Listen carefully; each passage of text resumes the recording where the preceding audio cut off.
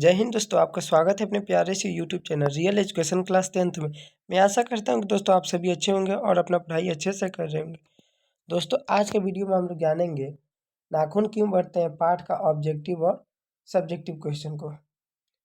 दोस्तों हम लोग इसका फुल स्टोरी वीडियो कर चुके हैं, मतलब कि समरी क्लास कर चुके हैं। अगर आप अभी तक समरी को नहीं देखे हैं तो लिंक डिस्क्रिप्शन में है, अभी जाके समरी वाला क्लास कर लीजिए, जिससे कि आपका पूरा डाउट क्लियर हो जाए और ऑब्जेक्टिव और सब्जेक्टिव क्वेश्चन बनाने में आसानी हो जाए। दोस्तों अगर आप इस चैनल पर पहली बार हैं तो चैनल को सब्सक्राइब कर दीजिए और वीडियो को लाइक कर दीजिए, और साथ ही दोस्तों अपने दोस्तों को भी शेयर कीजिए। जल्दी से इसको शेयर कर दीजिए इस क्लास को, जिससे कि आपके दोस्त सभी लोग भी इस वीडियो का लाभ उठा सके, इस अवसर का। दोस्तों और अगर आपको पीडीएफ नोट्स चाहिए तो हमारे ग्रुप में ज्वाइन हो जाइएगा, लिंक डिस्क्रिप्शन में है। फ्री व्हाट्सएप ग्रुप है और आपको फ्री में यहाँ पे पीडीएफ नोट्स दिया जाता है, बिल्कुल फ्री में आप पीडीएफ नोट्स आपको मिलेगा। तो आइए दोस्तों अब हम इसको पढ़ते हैं। देखिए चैप्टर का नाम है नाखून क्यों बढ़ते हैं। इसका हम लोग इस टाइम करेंगे ऑब्जेक्टिव और सब्जेक्टिव क्लास, एक नए अंदाज सीरीज में होगा, नए अंदाज में, ठीक है ना दोस्तों। ये एक नए अंदाज होने वाला है, इससे गारंटी है कि आपका 5 नंबर से ज़्यादा मतलब इस वीडियो में बताया जाएगा। 5 नंबर आपका गारंटी है। चलिए दोस्तों तब हम बिना देर के इस वीडियो को स्टार्ट करते हैं। देखिए दोस्तों ये हम लोग का ऑब्जेक्टिव क्वेश्चन आ चुका है। पहले हम लोग ऑब्जेक्टिव क्वेश्चन करेंगे इसका, फिर उसके बाद सब्जेक्टिव क्लास को देखेंगे। आइए दोस्तों हम लोग प्रश्न संख्या 1 को देखते हैं। देखिए पहले ये तो देख लीजिए, आपको मालूम हो ही गया होगा, ये चैप्टर नंबर 4 है, इसका नाम है नाखून क्यों बढ़ते हैं। इसका पहले हम लोग ऑब्जेक्टिव क्लास कर लेते हैं, फिर आगे सब्जेक्टिव क्लास करेंगे। इसी वीडियो में सब्जेक्टिव क्लास भी करेंगे। तो आइए आपका प्रश्न संख्या 1 है, नाखून क्यों बढ़ते हैं के निबंधकार हैं। आपका ऑप्शन है गुलाब राय, शांतिप्रिय द्विवेदी, प्रताप नारायण मिश्र, आचार्य हजारी प्रसाद द्विवेदी। दोस्तों इनके ये जो नाखून क्यों बढ़ते हैं पाठ के लेखक है वो आचार्य हजारी प्रसाद द्विवेदी जी हो जाएंगे। ऑप्शन डी इज द आपका राइट आंसर। ऑप्शन डी आपका क्या हो जाएगा, राइट आंसर हो जाएगा। आइए प्रश्न संख्या 2 की तरफ देखते हैं कि प्रश्न संख्या 2 है, द्विवेदी जी ने निर्जल अपराधी किसे कहा है। नाखून को, चोर को, डाकू को, बदमाश को। तो द्विवेदी जो जी थे वो निर्जल अपराधी किसके, नाखून को कहे थे। ऑप्शन ए इज द आपका राइट आंसर। ऑप्शन ए आपका क्या हो जाएगा, सही उत्तर हो जाएगा। प्रश्न संख्या 3 है, कामसूत्र किसकी रचना है। दोस्तों पूछा है कामसूत्र किसकी रचना है। आपका ऑप्शन है हजारी प्रसाद द्विवेदी, पतंजलि को, वात्स्यायन की, या फिर रामानुजाचार्य की। तो जो कामसूत्र है रचना वो किसकी है, वात्स्यायन की। Option C is the right answer. Option C आपका क्या हो जाएगा, सही उत्तर हो जाएगा। प्रश्न संख्या 4 है, सिक्कत का अर्थ होता है। दोस्तों पूछा है सिक्कत का क्या अर्थ होता है, साबुन, मुहावर, दर्पण या फिर मोम। देखिए दोस्तों सिक्कत का अर्थ होता है मोम। क्या होता है दोस्तों, मोम। आपका सही उत्तर हो जाएगा ऑप्शन डी, मोम आपका सही उत्तर हो जाएगा। ये प्रश्न संख्या 5 की तरफ बढ़ते हैं, महाभारत क्या है। उपन्यास, कहानी, शास्त्र या फिर पुराण। दोस्तों आप लोग जानते होंगे कि महाभारत क्या है, एक प्रकार का पुराण है। Option D is the right answer. Option D आपका क्या हो जाएगा, सही उत्तर हो जाएगा।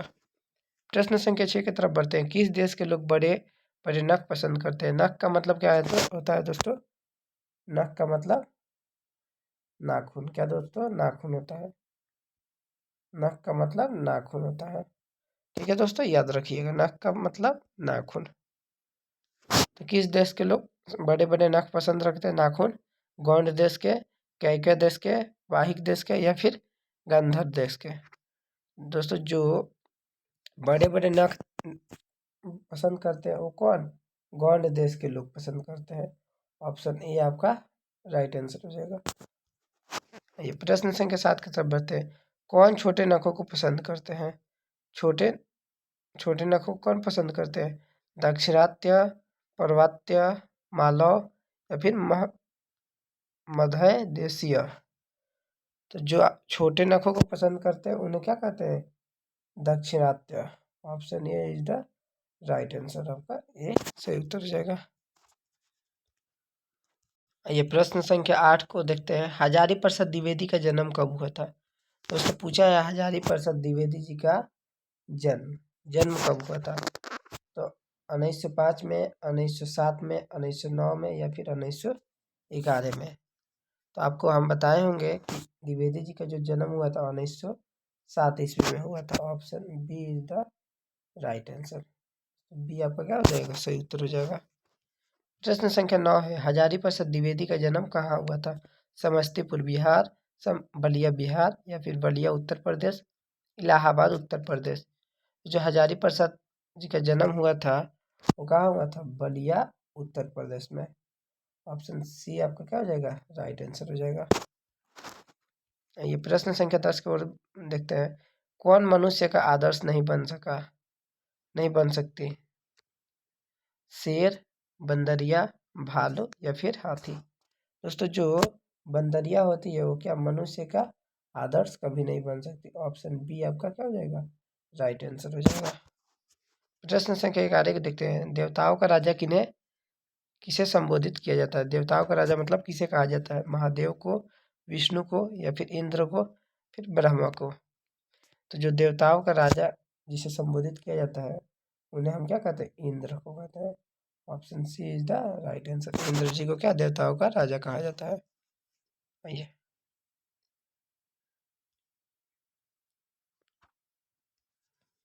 ये प्रश्न संख्या 12 की तरफ देखते हैं, बढ़ते हैं। क्या है? प्रश्न संख्या 12 कह रहा है कि नख किसका प्रतीक है?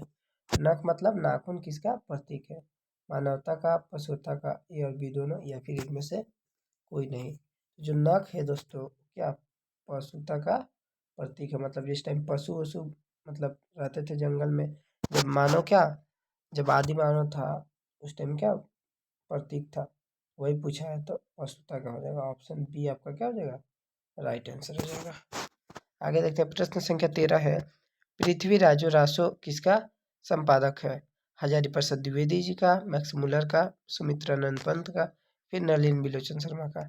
जो पृथ्वीराज रासो है वो हजारी प्रसाद द्विवेदी जी का क्या है? संपादक अंश है। मतलब कि ऑप्शन ए आपका क्या हो जाएगा? सही उत्तर हो जाएगा। प्रश्न संख्या 14 है। काशी हिंदू विश्वविद्यालय से हजारी प्रसाद द्विवेदी कौन सी उपाधि दी गई थी? पद्म भूषण की, अशोक चक्र की, विजय चक्र की या फिर ज्योतिषाचार्य की। जो काशी विश्वविद्यालय से हजारी प्रसाद को उपाधि दी गई थी उसे क्या बोलते हैं? ज्योतिषाचार्य। ऑप्शन डी आपका क्या हो जाएगा? सही उत्तर हो जाएगा। आइए प्रश्न संख्या 15 की तरफ बढ़ते हैं। हजारी प्रसाद द्विवेदी जी का पद्म भूषण की उपाधि सम्मानित किया गया था। मतलब पद्म भूषण का जब अवार्ड मिला था तो उन्हें कब सम्मानित किया गया था? सन कितना में? तो सन आपका ऑप्शन है 1953 में, 1957 में, 1969 में या फिर 1961 में। जो उन्हें पुरस्कारित किया गया था वो सन 1957 था। Option B is the right answer. Option B आपका सही उत्तर हो जाएगा। आइए प्रश्न संख्या 16। अशोक के फूल की रचना है। अशोक के फूल किन की रचना है? दिनकर जी की, सुमित्रानंद पंत की, हजारी प्रसाद द्विवेदी जी की या फिर गुणाकर मूल्य। तो अपने प्रिय लेखक किन के? हजारी प्रसाद द्विवेदी जी की ये है। तो option C is the right answer. आगे देखते हैं। प्रश्न संख्या 17 का रहा है। हजारी प्रसाद द्विवेदी जी की मृत्यु कहाँ हुई थी? कब और कहाँ हुई थी? डेट पूछ रहा है और जन्म मतलब स्थल पूछ रहा था कहाँ पर मृत्यु हुई थी। तो आपका ऑप्शन है 1979 ईस्वी दिल्ली में, 1984 ईस्वी अजमेर में, 1989 ईस्वी में उत्तर प्रदेश, 1994 ईस्वी कानपुर। तो जो हजारी प्रसाद द्विवेदी जी की मृत्यु हुई थी वो 1979 ईस्वी में दिल्ली में हुई थी। कहाँ हुई थी? दिल्ली में। ऑप्शन ए इज द आपका राइट आंसर हो जाएगा। प्रश्न संख्या 18 है। नाखून का इतिहास किस पुस्तक में मिलता है? कामसूत्र में, मेघदूत में, महास्य में, फिर इनमें से कोई नहीं। तो जो नाखून का इतिहास मिलता है वो कामसूत्र के क्या पुस्तक में मिलता है। Option A is the right answer. आपको ये क्या हो जाएगा? सही उत्तर हो जाएगा। प्रश्न संख्या 19 से हजारी प्रसाद द्विवेदी जी ने डी डीलेट की उपाधि किस विद्यालय से की थी? मगध विद्यालय से, लखनऊ विधि से, या फिर चंडीगढ़ विधि से, काशी हिंदू विद्यालय से। विधि मतलब विद्यालय से। तो जो डीलिट डीलेट की उपाधि ली थी वो कहाँ से? लखनऊ विश्वविद्यालय से, क्योंकि इनका घर यूपी में पड़ता है, उत्तर प्रदेश में, तो इसीलिए लखनऊ विश्वविद्यालय से किए थे।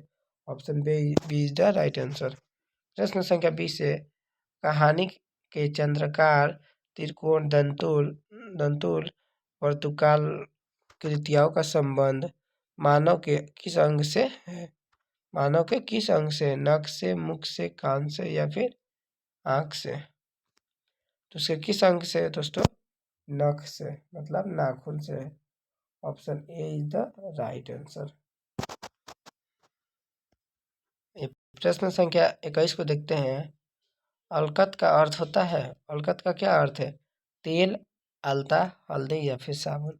दोस्तों आप जो देखे होंगे स्त्री क्या करती है? आलता का यूज करती है। अलकत मतलब आलता का। Option B is the right answer. प्रश्न संख्या 22 को देखते हैं। द्विवेदी जी को साहित्य अकादमी पुरस्कार किस रचना पर मिला था? अशोक के फूल पर, आलोक पर्व पर, अमनदास का पोथा पर, या फिर अल्पता पर। तो जो साहित्य अकादमी पुरस्कार मिला था वो क्या? आलोक पर्व पर मिला था। Option B is the right answer.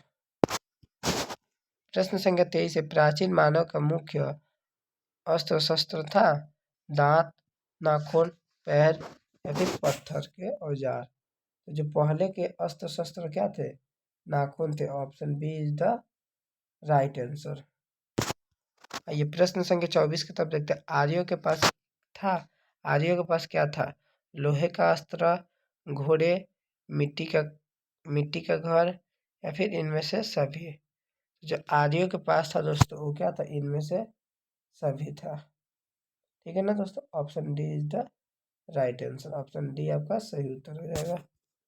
प्रश्न संख्या 25 की तरफ बढ़ते हैं कि सब पुराने अच्छे नहीं होते और सब नए खराब नहीं होते, ऐसा किसने कहा? पतंजलि ने, कालिदास ने, वात्स्ययन ने, या फिर कबीर ने। तो ये दोस्तों कौन बोलते हैं? अपने प्यारे लेखक कालिदास जी बोलते हैं कि सब पुराने अच्छे नहीं होते और सब नए खराब नहीं होते। कौन कहा था? कालिदास जी बोले थे अपने। Option B is the right answer दोस्तों। Option B is the right answer. प्रश्न संख्या 26 से नगधर मनुष्य का किस पर भरोसा कर रहा है? बंदूक पर, लाठी पर, एटीएम बम पर, या फिर लोहे के विभिन्न हथियार पर। दोस्तों इसका आंसर जो हो जाएगा ये दोस्तों, ये किस पे? एटम बम पर क्या करता है? भरोसा का। Option C is the right answer. प्रश्न संख्या 27 है। मनुष्य मनुष्य की मनुष्यता यही है कि वह सबके सुख दुख को सहानुभूति के साथ देखता है। यह तथ्य किसका है? महावीर स्वामी का, गौतम बुद्ध का, कालिदास का, या फिर वात्स्ययन का। ये कथ किसका है भाषा? भगवान बुद्ध मतलब गौतम बुद्ध का। Option B is the right answer. प्रश्न संख्या 28। नाखून क्यों बढ़ते हैं के निबंधकार है? गुलाब राय, शांति प्रिय द्विवेदी, प्रताप नारायण मिश्र, आचार्य हजारी प्रसाद द्विवेदी। जो नाखून क्यों बढ़ते हैं इसके लेखक कौन हो जाएंगे? Hazari Prasad Dwivedi ji. Option D is the right answer. प्रश्न संख्या 29 से आचार्य हजारी प्रसाद द्विवेदी ने साहित्य की किस विधा में लेखन नहीं है? आलोचन, उपन्यास, कहानी, या फिर निबंध। तो किसमें नहीं है? वो लेखन नहीं है तो कहानी हो जाएगा। ऑप्शन सी हो जाएगा आपका सही उत्तर। कहानी में वो क्या है? लेखन नहीं है। प्रश्न संख्या 30 को देखते हैं। प्रश्न संख्या 30 कह रहा है कौन सी रचना आचार्य हजारी प्रसाद द्विवेदी की नहीं है? अशोक के फूल, माटी की मूर्तें, वाणभट्ट की आत्मकथा, हिंदी साहित्य का आदिकाल। तो देखिए दोस्तों ये उनका ही रचना है। ये नहीं है, माटी की मूर्ति नहीं है। ये भी उनका है, ये भी उनका है। तो देखिए दोस्तों ये ऑप्शन बी क्या हो जाएगा? आपका सही उत्तर हो जाएगा यही नहीं है उनका रचना। Option B is the right answer. जैसे ये 30 ऑब्जेक्टिव क्वेश्चन थे। आप हमें कमेंट कीजिएगा कि आप 30 में कुल कितने क्वेश्चन को सही किए हैं। ठीक है ना दोस्तों, आप कमेंट करके बताइएगा कुल 30 क्वेश्चन में से आप कुल कितने क्वेश्चन को सही कर पाए हैं।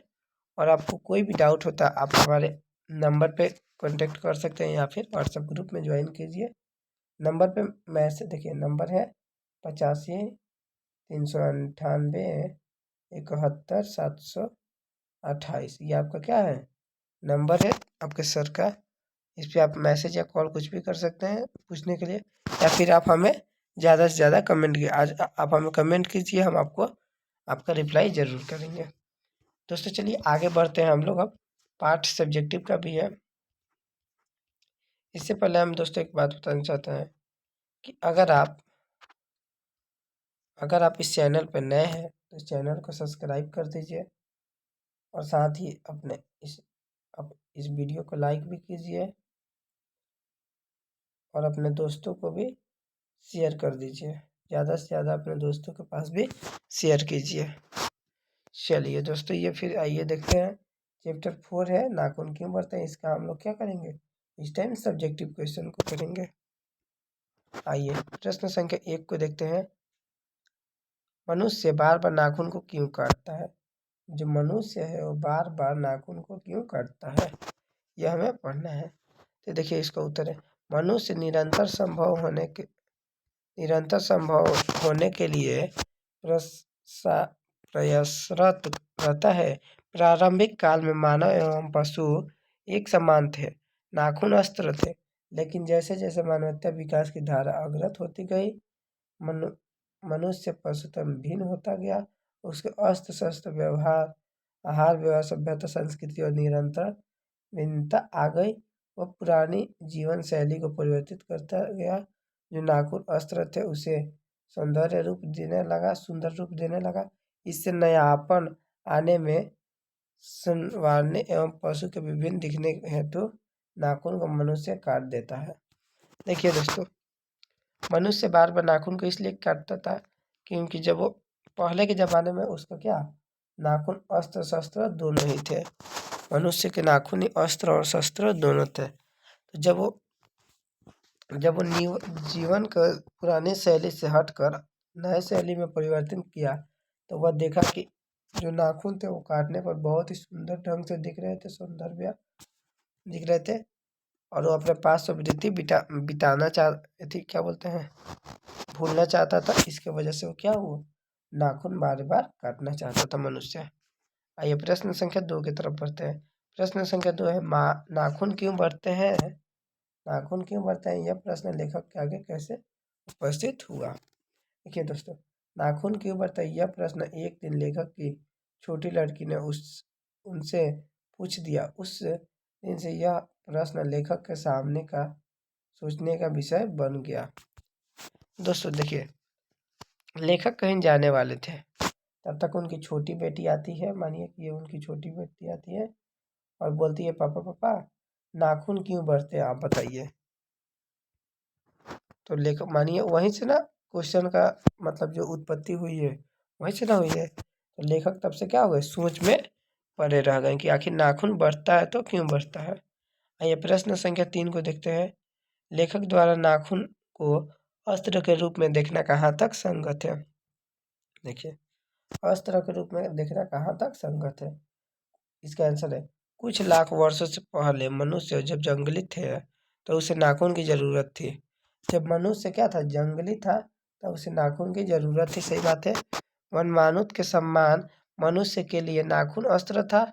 वनमानुष के समान क्या, मनुष्य के लिए नाखून क्या था, अस्त्र था, अस्त्र। क्योंकि आत्मरक्षा एवं भोजन हेतु नख की महत्ता अधिक थी। उन दिनों देह की पछाड़ने के लिए नाखून आवश्यक था। नाखून ही उस समय क्या, सब कुछ था। असल में वही उसके अस्त्र थे। उस समय उसके पास लोहे या कारतूस वाले अस्त्र नहीं थे, इसलिए नाखून का अस्त्र कहा जाना उपयुक्त तर्क संगत है। आइए प्रश्न संख्या 4 को देखते हैं। स्वाधीनता शब्द का सार्थकता लेखक क्या बताता है, क्या बताते हैं? आइए इसको हम जानते हैं। इसका उत्तर है, लेखक कहते हैं कि स्वाधीनता शब्द का अर्थ है अपने ही अधीन रहना, माने अपने ही प्रति रहना, क्योंकि यहाँ के लोगों ने अपनी आज़ादी के जितने भी नामकरण किए हैं उनमें स्वतंत्रता, स्वराज, स्वाधीनता एवं सावधानता एवं उसमें स्वयं का बंधन आवश्यक है। स्वयं का बंधन आवश्यक है मतलब अच्छा है। प्रश्न संख्या 5 की तरफ बढ़ते हैं। नख बढ़ाना और उन्हें काटना कैसे मनुष्य की सहजात वृत्तियां है, इनका क्या अभिप्राय है?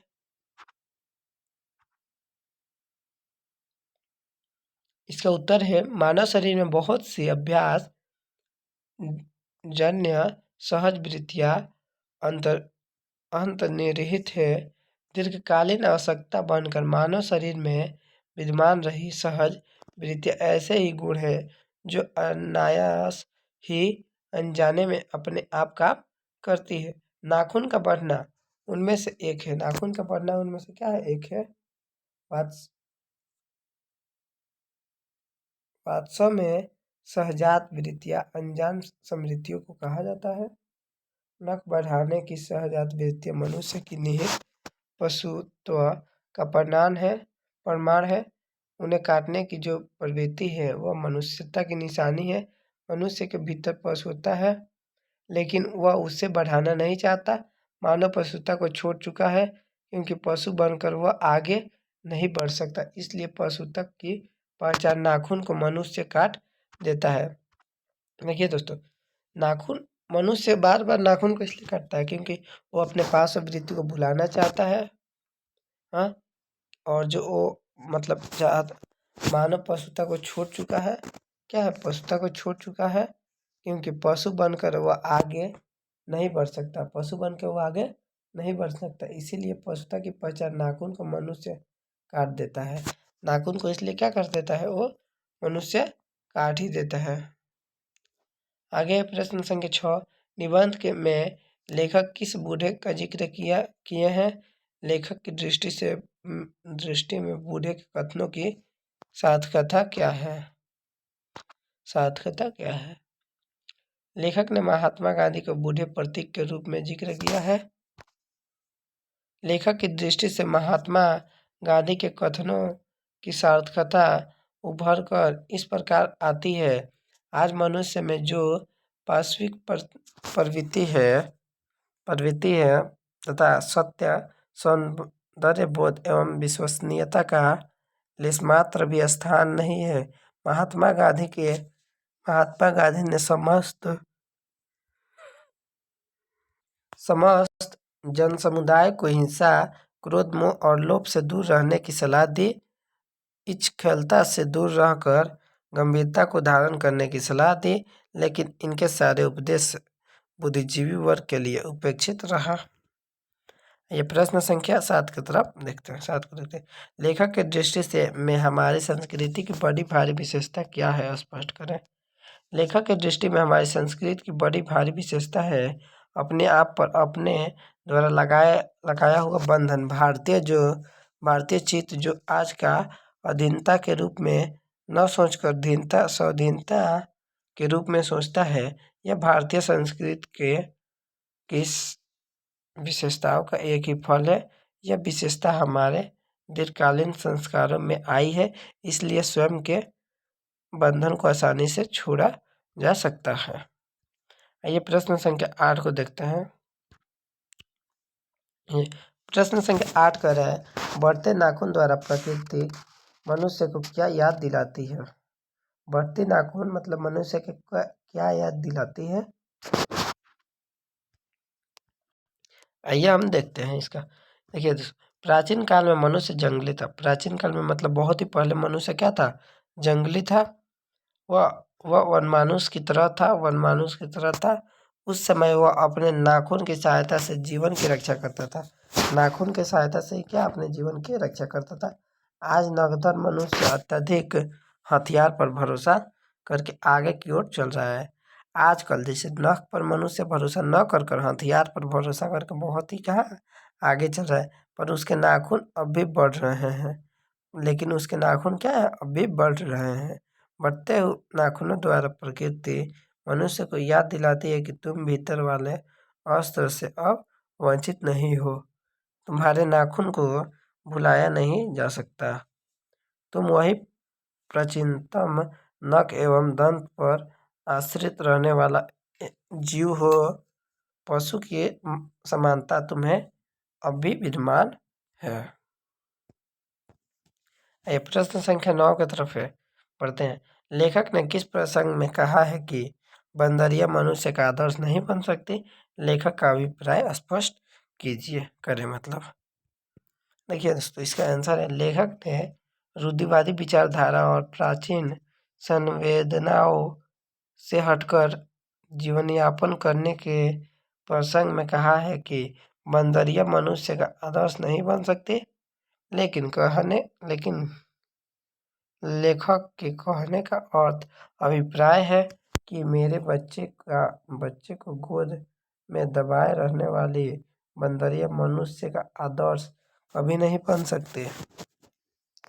यानी केवल प्राचीन विचारधारा या रूढ़िवादी विचारधारा विकासवाद के लिए उपयुक्त नहीं हो सकती। मनुष्य को एक बुद्धिजीवी होने के नाते परिस्थितियों के अनुसार साधन का प्रयोग करना चाहिए। आइए प्रश्न संख्या 10 की ओर देखते हैं। मनुष्य की पूंछ की तरह उसके नाखून भी एक दिन झड़ जाएंगे। प्राणी शास्त्रियों के इस अनुमान के लेखक के मन में कैसी आशा आती है?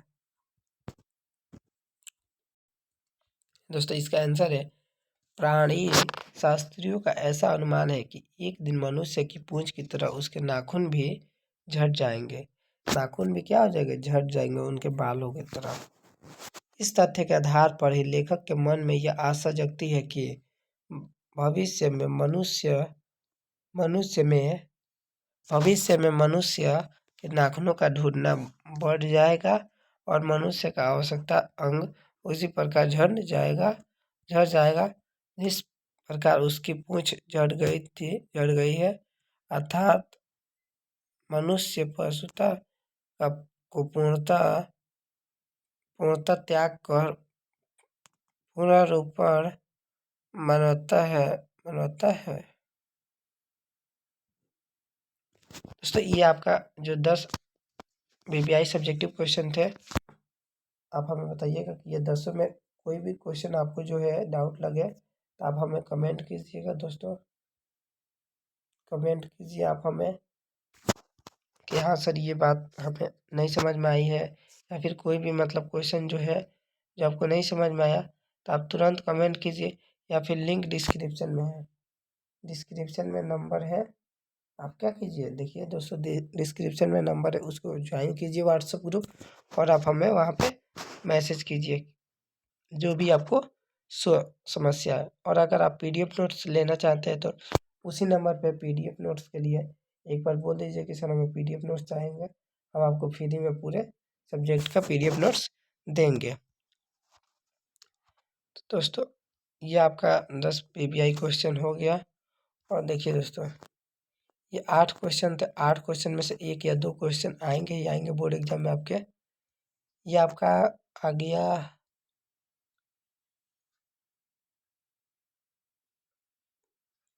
ये आपका आ गया नाखून क्यों बढ़ते हैं। देखिए दोस्तों, 1 मिनट।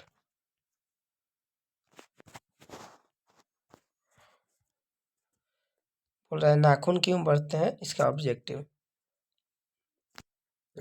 था तो ऑब्जेक्टिव वीडियो भी कर लिए हम लोग। देखिए दोस्तों, ऑब्जेक्टिव प्लस सब्जेक्टिव क्या कर दिए हम लोग, पूरा अच्छा से कर लिए हैं लोग।